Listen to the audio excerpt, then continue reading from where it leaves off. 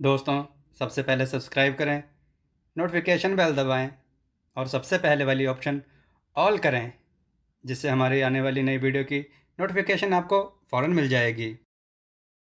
मैंने पुकार कर कहा कि आप आइए, मैं आपको कष्ट पहुंचाए बगैर सौदा कर लूंगा। वह स्त्री लौट आई, क्योंकि उसे यह तो मालूम था कि माल का मालिक मैं हूं। मैंने वह थान उसे देकर कहा कि आप इसे शौक से ले जाएं, यह आप ही का है, चाहे दाम दें या ना दें। वह यह सुनकर बहुत प्रसन्न हुई और बोली कि भगवान आपको धनी और सुखी रखे। मैंने उससे चुपके से कहा, लेकिन आपको थान ले जाने के पहले यह करना होगा कि मुझे आप अपने अनूप रूप का रसास्वादन करने दें। उसने अपने मुख से घूंघट हटा दिया। मैं पहले से भी अधिक चकित दृष्टि से उसे टकटकी बांध कर देखने लगा। उसने कुछ क्षणों के बाद घूंघट फिर डाल लिया और थान उठाकर चली गई। मैं कुछ देर तक अवाक और भ्रमित सा बैठा रहा। फिर मैंने व्यापारी भोला से पूछा कि यह स्त्री कौन है। उसने कहा कि वह अमुक व्यापारी की पुत्री है। उसके पिता के पास असंख्य धन था। उसका देहांत हो गया है और वही सारी संपत्ति की स्वामिनी है। मैं कुछ देर में उठकर अपने निवास स्थान पर पहुंचा, किंतु उसी सुंदरी के ध्यान में निमग्न रहा। मैंने भोजन भी नहीं किया और रात भर उसकी मोहिनी छवि मेरी आंखों में समाई रही। दूसरे दिन मैं फिर बाजार गया और अपने मित्र भोला की दुकान पर जा बैठा। मुझे पहुंचे कुछ ही क्षण बीते थे कि वह अपनी सेवकाओं के समूह के साथ वहां पहुंच गई और बोली, देखा तुम लोगों ने कि मैं अपने वादे का कितना ध्यान रखती हूँ। मैंने कहा कि आप पर मुझे भरोसा था और आपने बेकार ही इतनी जल्दी दाम पहुंचाने का कष्ट किया। वह बोली कि यह ठीक है, किंतु लेन देन में खरापन अच्छा रहता है।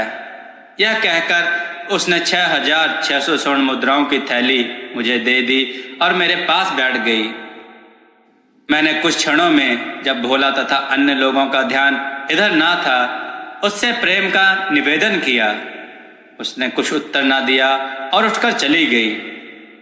मैंने समझा कि मेरे प्रेम निवेदन से यह रूठ गई है, अतएव और दुखी हुआ।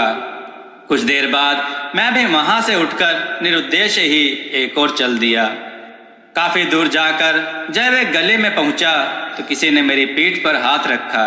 मैंने पलटकर देखा तो वह उसी सुंदरी की एक सेविका थी।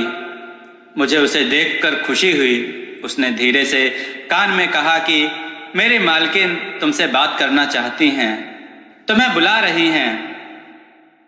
मैं तुरंत उस परिचारिका के साथ हो लिया। थोड़ी दूर जाकर देखा कि वह सुंदरी एक शराब की दुकान पर बैठी है।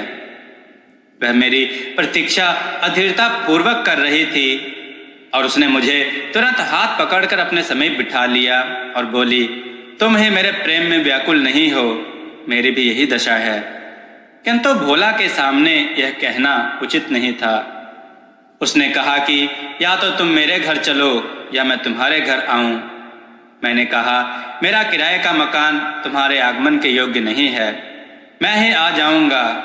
उसने कहा, ठीक है, कल बुधवार है, तीसरे पहर तुम अमुक गली में आकर अमुक व्यापारी का मकान पूछना, मैं वहीं मिलूंगी।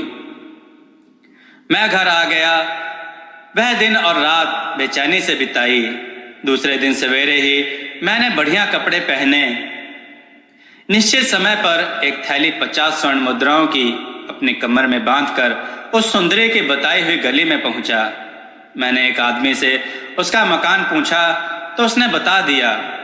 मैंने अपने किराए के ऊंट चालक को किराया देकर कहा कि कल सुबह यहीं से मुझे ले जाना और मेरे घर पहुंचा देना। घर के दरवाजे पर जाकर ताली बजाई तो 2 गुलाम लड़कों ने द्वार खोला और कहा कि अंदर आइए, मालकिन आपकी राह देख रही हैं। मैं अंदर गया तो देखा कि 7 सीढ़ी ऊंचे फर्श की एक विशाल बारादरी है, जिसके चारों ओर जाली का घेरा है। उसके आगे एक फूलों का बाग था। इसके अलावा कई घने वृक्ष भी उस भवन में थे। कई फलों से लदे हुए पेड़ भी थे, जिन पर पक्षी कलरव कर रहे थे। पक्षियों की मधुर ध्वनि के अतिरिक्त ऊंचाई पर बने हुए कुंडों से निर्झर रूप से पानी उस बाग में गिर रहा था। वे कुंड बड़े विशाल और सुंदर थे और उनमें से अजगर के मुख की आकृति के परनाले बने थे जिनसे पानी बाग में गिरता था। पानी भी स्फटिक मणि की भांति स्वच्छ और अत्यंत निर्मल था।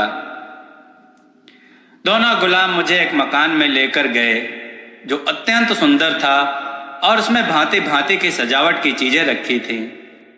वहां एक गुलाम मेरे पास रहा और दूसरा दौड़कर अपनी मालकिन को खबर देने के लिए गया। कुछ ही देर में वह सुंदरी हंस जैसी मंद और शालीन गति से चलती हुई आई। वह अत्यंत मूल्यवान वस्त्र पहने थी और सिर से पांव तक जेवरों से लदी हुई थी।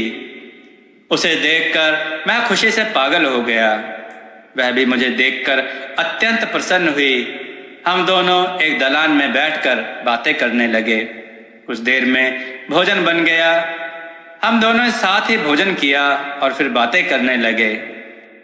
थोड़ी देर बाद गुलाम हमारे पास फल, मेवे और दूध लाए।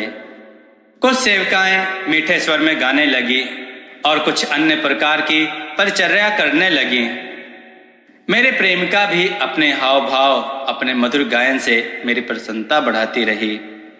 इसी तरह सारी रात आनंद से बीती। सवेरा हुआ तो मैंने 50 स्वर्ण मुद्राओं की थैली चुपके से उसके तकिए के गिलाफ के अंदर रख दी और उसके पास से उठकर कहा कि मैं चलता हूँ। उसने पूछा कि अब कब आओगे?